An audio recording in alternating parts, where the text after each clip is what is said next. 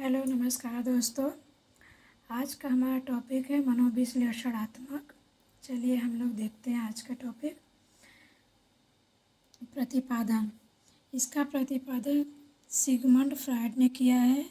जन्म 6 मई 1856 में हुआ था। इनकी मृत्यु 23 सितंबर 1939 को हुआ था। इस निवासी थे ऑस्ट्रिया वियना में। सिगमंड फ्रायड ने मन की 3 दशाएं बताई। चेतन मन 1/10 मस्तिष्क की जागृति अवस्था होती है। अचेतन मन 9/10 कटु अनुभूतियों का दुख, बातें तथा दमित इच्छाओं का भंडार होता है। अर्धचेतन मन 0 चेतन और अचेतन के बीच की अवस्था याद की हुई बातों का भूल जाना, अटक जाना, हकलाना आदि वाले अर्धचेतन को प्रदर्शित करती है। सिगमंड फ्रायड के व्यक्तित्व संरचना की दृष्टि से 3 अवस्थाएं बताई सन 1923 में। इदम सुखवादी सिद्धांत पर आधारित है। पशु प्रवृत्ति का अचेतन मन का राजा अर्थात दबित इच्छाओं की पूर्ण करने वाला ईगो। दूसरा है अहम वास्तविक सिद्धांत पर आधारित अचेतन मन का स्वामी सुपर ईगो। परम अहम आदर्शवादी सिद्धांत पर आधारित होता है।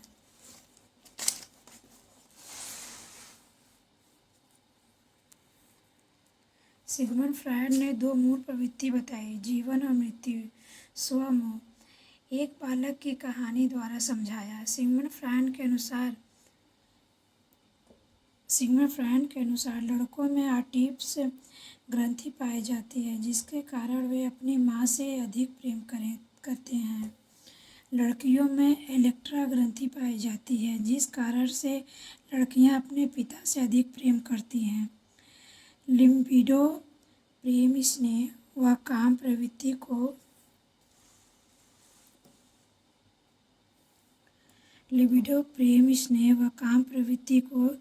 लिबिडो कहते हैं। यह एक स्वाभाविक प्राकृतिक होती है। यदि इस प्रवृत्ति का दमन किया जाता है तो व्यक्ति कुसुमायोजित हो जाता है। शैशवकामुकता की बात पर सिगमंड फ्रायड व उनके शिष्य युग या युग के मध्य मतभेद हो जाता है। मतभेद के उपरांत युग ने अपना एक सिद्धांत का प्रतिपादन किया, जिसका नाम विश्लेषणात्मक सिद्धांत है। व्यक्ति की मापन विधियाँ। प्रक्षेपण या प्रक्षेपी विधियाँ, इसमें से टैट या कैट। अप्रक्षेपी विधियाँ में आत्मकथा विधि, व्यक्ति इतिहास विधि।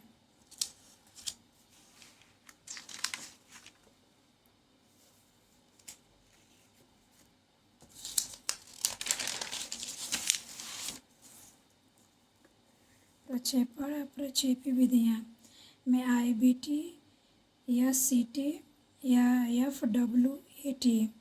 अप्रक्षेपी विधियाँ में साक्षात्कार प्रश्नावली। इसका दूसरा है वस्तुनिष्ठ विधियाँ। समाजमिति विधियाँ, कार्यक्रम निर्धारण विधि, शारीरिक परीक्षण विधि, निरीक्षण विधि।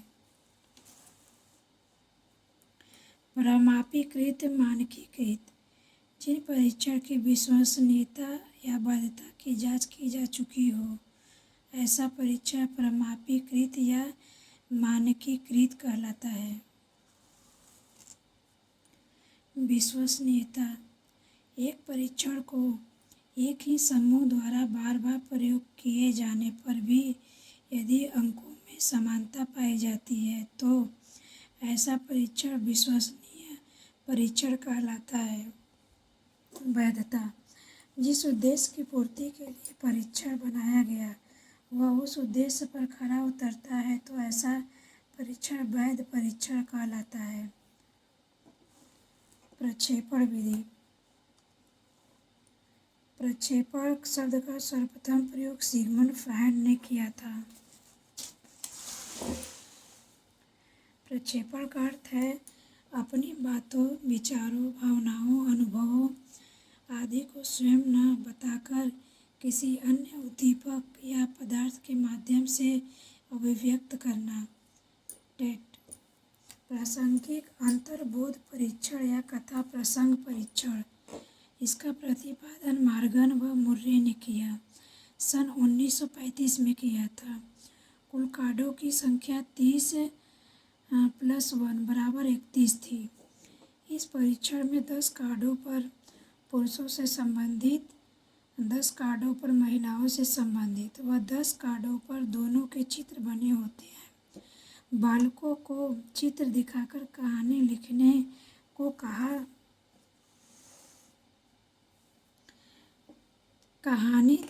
को कहा जाता है। कम से कम 10 कार्डों पर कहानी लिखवाई जाती है।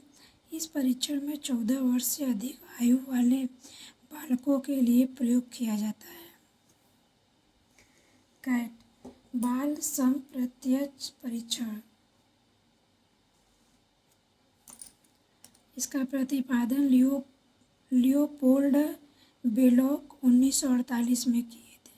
इसके विकास में योगदान दिए से डॉक्टर अर्नेस्ट क्रिस। कार्डों की संख्या इसमें 10 थी। इस परीक्षण में 10 कार्डों पर जानवरों के चित्र बने होते हैं।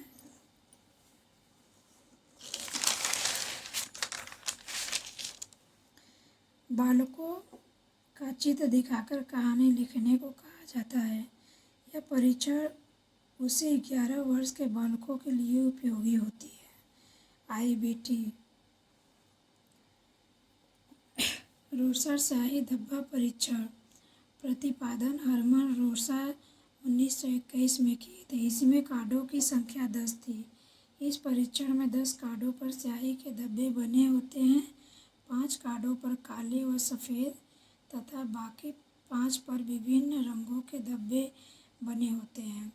बालकों को आकृति दिखाकर उसके बारे में पूछा जाता है। इसको बालकों के क्रियात्मक, भावनात्मक व संज्ञानात्मक परीक्षण किए जाते हैं। दोस्तों, इसमें हरमन रोसा वाले क्वेश्चन है जो आपके टेट में आया हुआ क्वेश्चन था, एक बार के पेपर में आया हुआ था। यह सीटी वाक्य पूर्ति प्रतिपादन पाइन ने किया था 1930 में। स्वतंत्र शब्द साहचर्य परीक्षण FWAT, यह एक मनोविश्लेषणात्मक विधि है। इसका प्रतिपादन फ्रांसिस गाल्टन ने किया। इसके सहयोगी विलियम वुंट थे।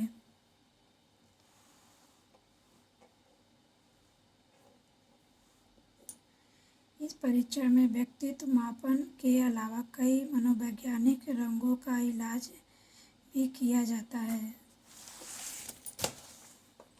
दोस्तों, आज के क्लास में हम यहीं तक देखते हैं। अगले क्लास में हम और कुछ टॉपिक पे बात करेंगे। अगर हमारी क्लास आपको पसंद आए तो इसे लाइक और सब्सक्राइब जरूर करिएगा। दोस्तों, ये जो मैं आपको टॉपिक पढ़ा रही हूँ, इसमें से PY कोई क्वेश्चन आप देख सकते हैं जो कि पेपर में आया हुआ क्वेश्चन में आपको मिलेगा इस टॉपिक से।